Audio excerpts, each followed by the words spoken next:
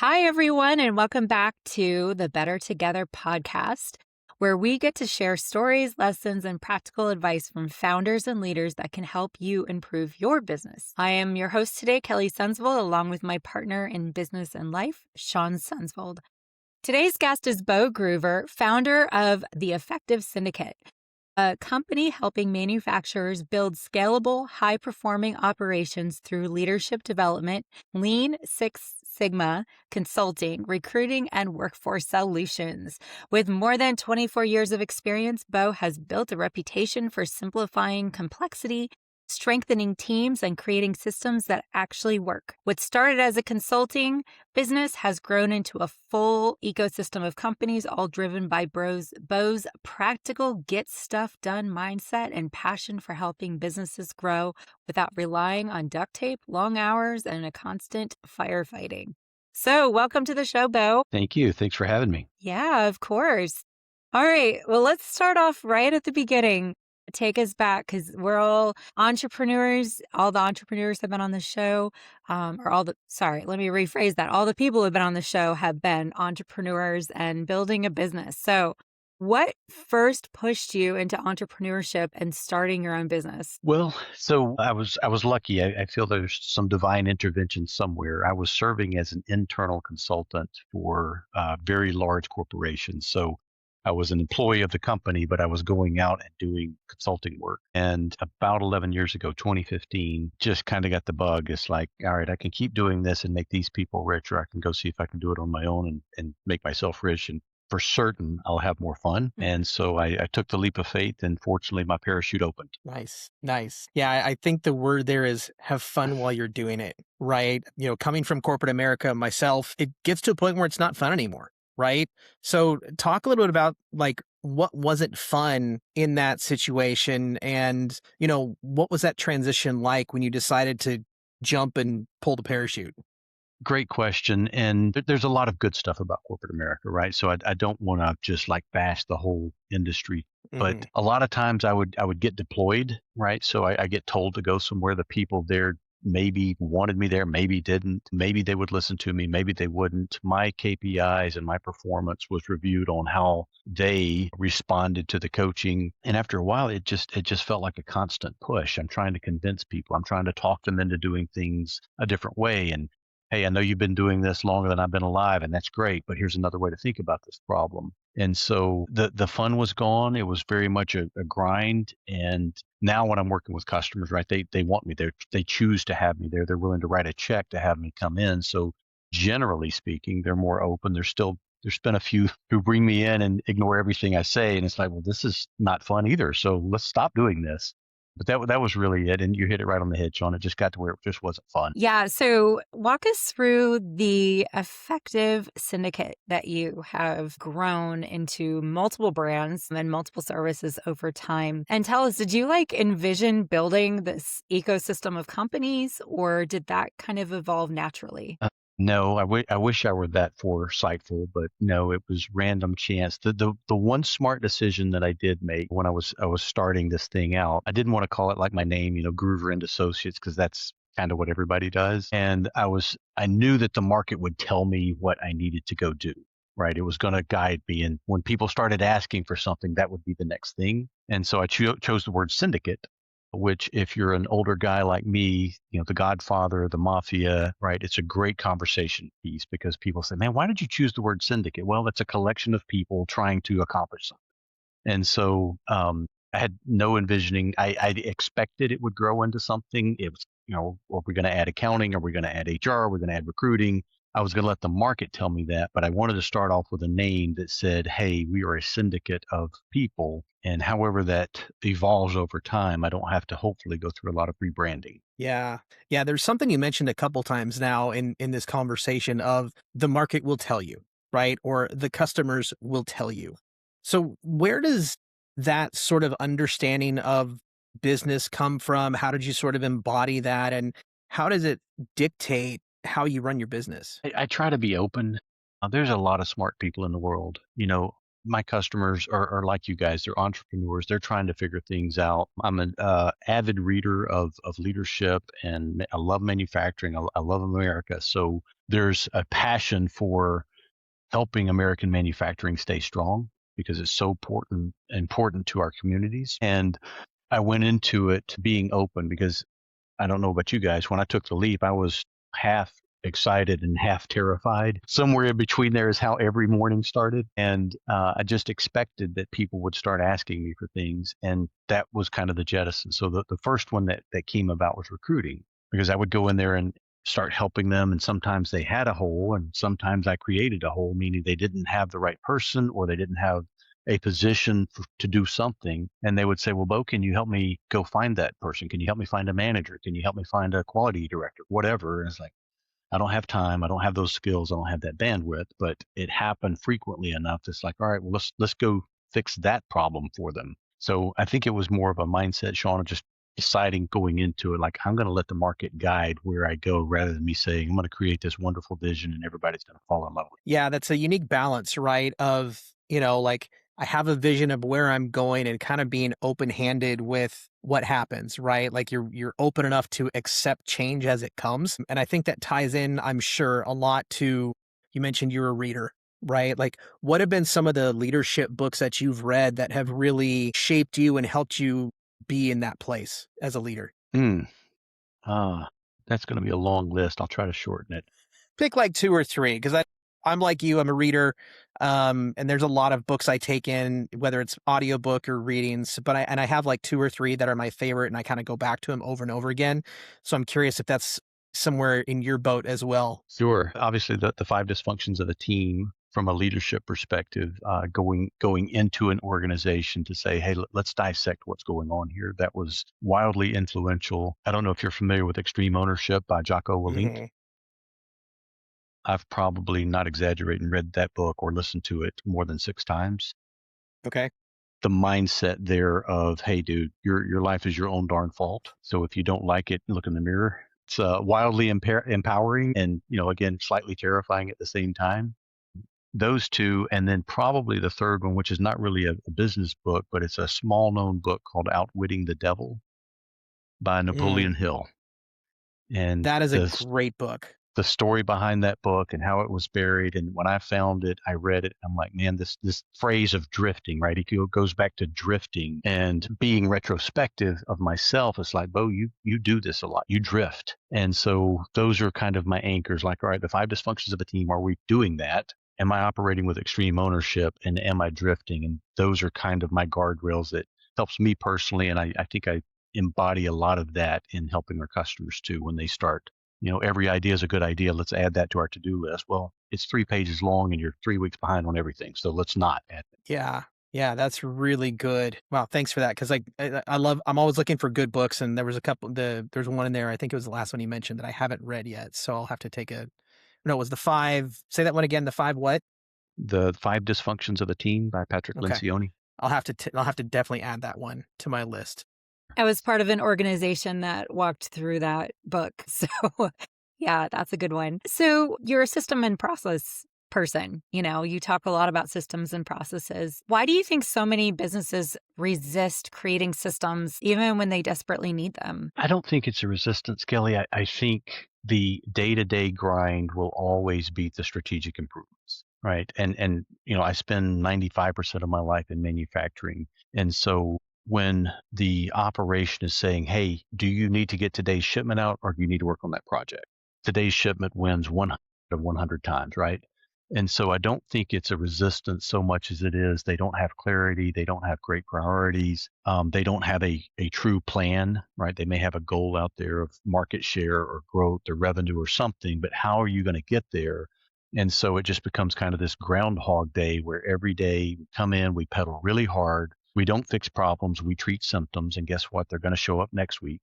And so they just never have the bandwidth and or the appetite to say, hey, let's fix this thing by implementing a great process so that we don't have to deal with it anymore. So let's kill this problem that we've been dealing with because we never get past the symptom. We throw a Band-Aid on it, we treat the symptoms, we high five, and we move on, and next week we're doing the same thing. Yeah, for sure. Speaking of books, if you like, obviously you're a reader, have you read Upstream by Dan Heath? I have not. Add that one to your list. It talks a lot about that, about, the image it gives in the beginning is these two guys are on a fishing trip, right? And suddenly there's this kid that's coming downstream crying for help, and they both go and get out there and help the kid. And as they're getting out of the water, there's another one coming down the stream, right? And they go do it, help again. And so this process repeats about 4 times. And finally, one of the guys says, I'm going to go find out upriver who's throwing kids in the water, right? That's my own editorial, right, of it. Right. But you're talking a lot about that, like fixing the bigger problem, right, of what it is. And I think that really ties into sort of your get stuff done mentality, right? Of, what's the bigger problem that we need to solve the 5 things we're dealing with down here. So where does that philosophy of yours come from, and why is it really so important to you? Well, so I was very fortunate in 2000. I joined a company called Nordson Corporation, which is a just phenomenal company. They're still just an incredible company. And literally within a couple of months of me joining, I joined as an inventory control manager. The CEO read a book called Lean Thinking by Jim Womack, and he suggested we all read it. And of course, we all did. And right place, right time, divine intervention, whatever you want to call it, I fell in love. And it's just like, okay, so let's simplify our process. Let's execute it flawlessly, and let's audit to make sure we don't drift. And so the simplification, I think, is extremely attractive, especially now, right? I've got another app and I got another program, and this program don't talk to that program. I'm trying to do some kind of, it's like, holy moly, man, what I need right now is another app. I need one more software program that's going to solve all my problems. I'm like, no, dude, you need a piece of paper and a human being until the robots come to go put their eyeballs on it and say, are we doing what we said we were going to do? That's what we need. Yeah. So I think it's a just innate thing. I loved Lean. I fell in love with it, and it's been my passion for 26 years, and I don't see it slowing down. Yeah. Great. That's great. So, one of the biggest fears for business owners is building a company that depends entirely on them. Like we've had several people on our podcast that, are solopreneurs, or they have a very small team, or it's kind of the whole adage of like, you get hit by a bus, like what happens? How do you help leaders create teams that can operate confidently without that kind of constant oversight? Or like I said, life happens. I mean, I'm a breast cancer survivor, and that came out of the blue. It was just like, wow, and that stuff happens. So how do you help teams and businesses kind of get out of that? Well, congratulations on surviving. That's wonderful news. I think the way I approach that is trying to teach leaders to be force multipliers. Right. There's a lot of unintentional ego that shows up. I've created this thing. If I want it done right, I got to do it myself. And inevitably, it doesn't matter who you are, how good you are, you're going to run out of hours and or burn out and or get hit by a bus. So what we teach is like, look, it's the extreme ownership model. We have to instill ownership and empower our people, which means they're going to screw up. And by the way, Mr. Leader, if you're going to flip out when somebody makes a mistake on your team, I'm not your guy, because that's not ever going to get you where you want to be. And it's a hard thing for people who have built something, right? It's my baby kind of thinking. Well, that's great, except you're stuck. You're not an entrepreneur. You just have another job. You happen to own the company, but it's a job. And that resonates well with people because most of them have not thought about that unless they talk to somebody like you, or they happen to read a book or an article. And it's like, well, I didn't sign up to work 80 hours a week for the rest of my life. That's not what I had in mind. Okay, well, how are you going to get out of that? Well, you're going to engage and empower and teach your people how to do what you do the way you want it done, or the way they can figure out how to get it done well and satisfy the requirements of the customer. And so I think most people, when they hear that, it rings a bell somewhere. And I use, what if you won the lottery versus what if you got hit by a truck? Try to be more positive, right? All these people who depend on you, you've built this team of 7 or 8 people. Those families depend on what you're doing, buddy. So if you win the lottery and tell them good luck, how's that going to land? So it's really kind of teaching them the thought process behind, think through this thing, man. You're 55 or 60 years old, whatever age you are. You want to be doing this for 10 more years, or are you just going to walk away one day? What's your exit plan for yourself so you can enjoy this thing that you've built? Yeah. And I'm curious, obviously we're all entrepreneurs on this call, and I'm sure we've all had 80-hour weeks, 90-hour weeks, we've all put in the time, right?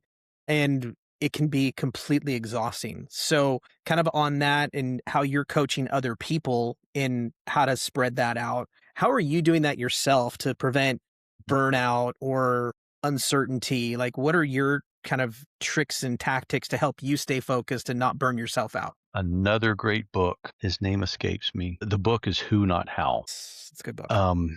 Gosh, I wish I could remember Dan. I think Dan something. So what I'm doing, I'm still working on it, right? And I don't proclaim to be an expert on any of this stuff. I'm trying to figure it out best I can. On the recruiting and staffing side, I went and found somebody with 17 years of experience.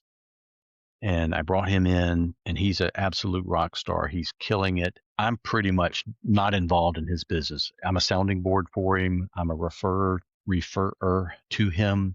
I bring business and customers and conversations, but I'm not in the weeds with him. I don't ask him how he's doing that stuff. It's more like, hey, we're partners in this thing. I'm trying to do the same thing on the consulting side. The problem is if you're good at the front end part of selling, it's because you know what the heck you're talking about. And so when the customer brings in my new business partner, who's again, just a brilliant human being, great guy, they want him to be their guy. So my sales guy has got pulled into consulting, and now I don't have a sales guy. So it's a vicious cycle, Sean. I've been fighting this thing for 11 years.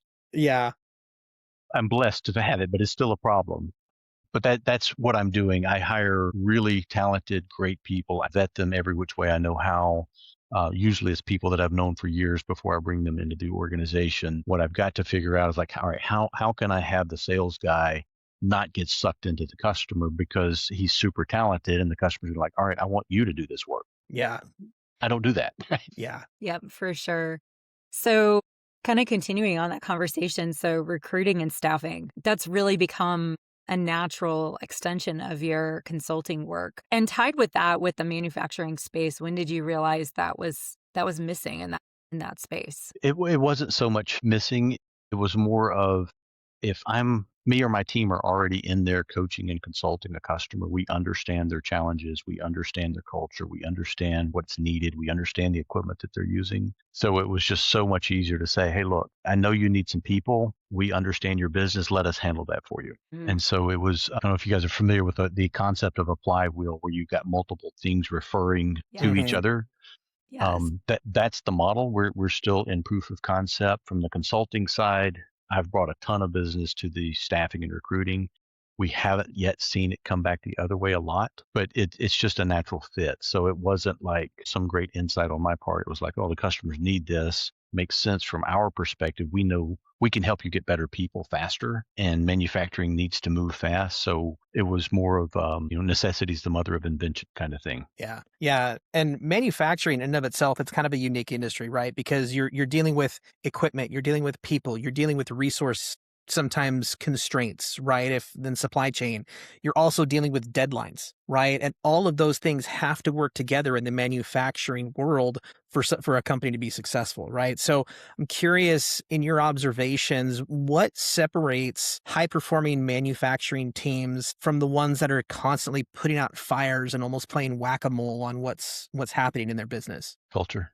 I can answer that, and I'll use more than one word, but I can tell you that it's culture. It's the leaders who understand that they've got to engage, they've got to empower their people. They can't treat them like a number. They can't just like, hey, clock in, go hang out with Joe, don't get hurt, good luck. It's the folks who lean into their people. And I think there's something about the kind of the blue collar bootstrap nature of manufacturing that attracts those people. So it's not a foreign concept to most. I think there's two really fundamental challenges. One is manufacturing has a high engineering bent to it. And a lot of companies get really excited about hiring the super smart engineer with all of the fancy degrees, but he doesn't do people, right? It's a spreadsheet, it's a chart, it's a graph. Well, Yeah.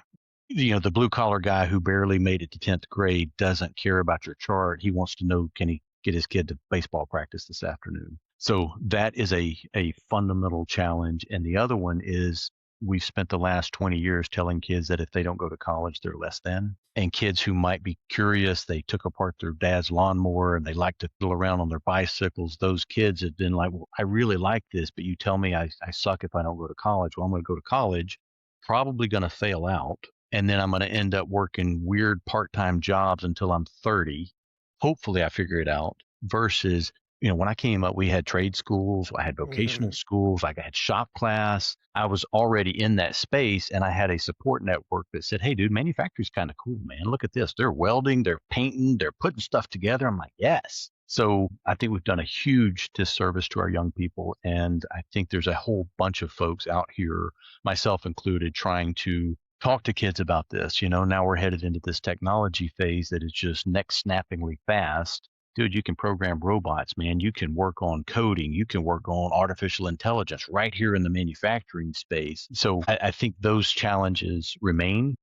I just hope we can solve it before the robots take over. Yeah, I am. It was interesting as you were talking about like getting kids involved in their curiosities, right? I'm thinking about my son, right? Who he was 13 or 14 and learned from our neighbor about putting a lawnmower together, right? So it's like those things, and he's interested in like cars, and he's interested in, all the trades type of things. And, we're lucky enough in our area that we have a program like that, but he's 17 and he's going to be starting a plumbing apprenticeship like Monday, right? That's So, awesome.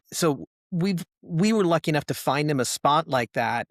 But for, I want to take this in an interesting direction, but for people like us or you or whoever who have kids that are kind of in that curiosity realm, how do you coach parents on that? Like, it just seems like a good point to kind of move on to here at the moment of, and what you're seeing, and how do you help parents and coach their kids into these trades or these skills that maybe they have but don't necessarily know how to branch out on? Interesting question. I don't think I've spent a lot of time thinking about the parents. I don't know about you guys, but my experience with parents is most of them are pretty delusional about their kids, right? The kid's playing baseball at 7 years old and they think he's going to make it to the big leagues. And it's like, Fair. okay, well, maybe not. And just the idea, like college is not for everyone, right? Yeah. I've got a 17-year-old son, just like you guys. He's not interested in manufacturing at all, right? He's interested in playing video games. He's interested in hanging out with his buddies and playing football. So he hasn't even kind of shown that interest yet. So I'm trying to coach myself through that. It's like, hey man, come help me. I gotta work on the car this weekend. I gotta, do whatever. And he doesn't mind going out there with me. But the minute I turn him loose, man, he's a memory in my mind. He's back in front of that computer, clicking around, doing his thing. So I don't know. And I don't know how to help parents say, look at your kids from a honest lens, not that you want them to go solve cancer and all those wonderful things. Maybe if your kid is not great at school, they don't like paying attention, they can't sit still. Hey, take them to a factory, take them to a trade show, take them to something and say, look at all this cool stuff that is happening. Man, aren't robots cool? Well, the video game kids think robots are cool. Right. And AI, your opinion about AI does not matter. It's coming. Whether we Yeah. like it or not, it is coming. And hey, I know you like those video games and I like the idea of writing code. What do you think about working on robots in a shop floor? Because now you can have fun. You don't have to be all stuffy in an office. You don't have to sit behind a desk. You can get out here and do something. I think that's the right conversation, but I don't think most parents are very introspective about their kids and their Mhm. aptitude and the way their kids are put together. So great question, Sean, but I don't have an answer for that one. Okay, so looping back to something you actually mentioned earlier was about culture, when you were asked about like, and I love the analogy too of like not treating people like numbers or like just like you come in, you sit in a seat, you do your job, like get to know these people a little bit. So, what role has company culture played in your success in your business? And then also like with the manufacturers that you work with? Well, I think, Peter Drucker is credited with saying culture eats strategy for breakfast. And I love that quote. And the way I've always thought about that quote was it doesn't matter if you've got the best strategy in the world. If your people don't give a crap, they're not going to execute it well. Conversely, if you've got even a crappy strategy, but your people are bought in and engaged, they'll figure it out and make it work for you. So culture is one of those words. I think we throw it around a lot. I don't think people spend a lot of time thinking about what culture means, but it's really like, how do we move together? How do we communicate? How do we support each other? Do we point fingers or do we lift each other up? Do we jump into problem solving or do we spend 3 days trying to figure out who to yell at? Yeah. You hear weird phrases like, I just want one throat to choke, meaning I want somebody to be in charge of this project. And that equates to one throat to choke. And I'm like, man, I bet working for you is a blast. So it's recognizing we as humans, we're pretty diverse creatures, right? Aristotle said People need four things to be motivated. They need to love and be loved, right? They need to feel part of something bigger. They need to be challenged. And there's one other one, it escapes me.